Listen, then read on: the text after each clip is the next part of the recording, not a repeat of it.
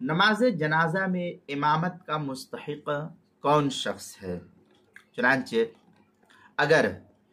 اسلامی حکومت ہو تو نماز جنازہ کی امامت کا اولین حق جو ہے وہ حاکم وقت ہے، پھر اس کا نائب، وہ نہ ہو تو قاضی شہر، پھر اس کا جو نائب ہے، جو قاضی شہر ہے اس کا جو نائب ہے وہ، اور اگر یہ لوگ موجود نہ ہو یا حکومت اسلامی نہ ہو تو زندگی میں جس محلے میں مسجد میں میت نماز جنازہ پڑھتا رہا ہو اور اس امام کی امامت سے وہ شخص خوش بھی رہا ہو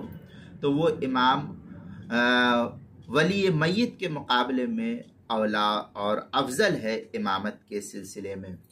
بشرطے کہ وہ علم و تقوی میں ولی میت پر فوقیت رکھتا ہو، علم میں زیادہ ہو وہ امام،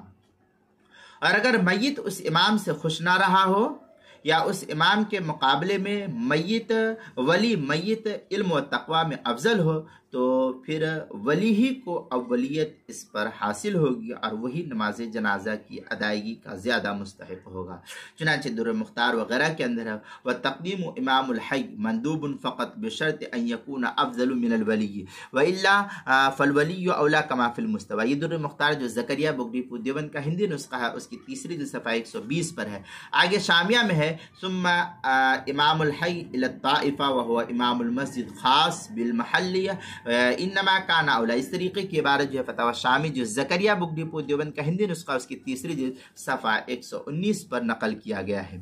اب اس تفصیل سے یہ بات بھی معلوم ہوگی کہ اگر میت کی نماز جنازہ اپنے محلے کے علاوہ کسی دوسرے محلے میں ادا کی جا رہی ہو تو اس محلے کی مسجد کے امام کو ولی پر مطلقاً